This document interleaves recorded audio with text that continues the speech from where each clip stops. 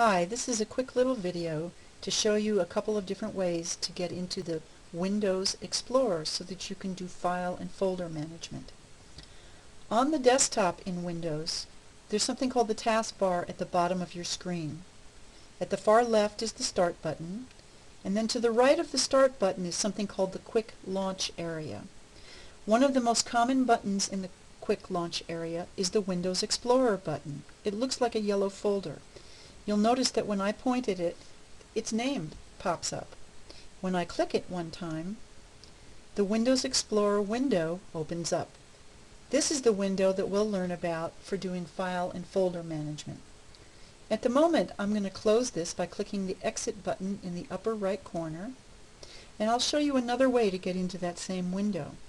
If I come down here and I click one time on my Start button, my Start menu pops up. Over to the right, there's a lot of links that are very useful to me. One of them says Documents. When I click on that, that also opens up the Windows Explorer, but shows me a different view. This time I see the contents of my Documents folder because that's what I clicked on.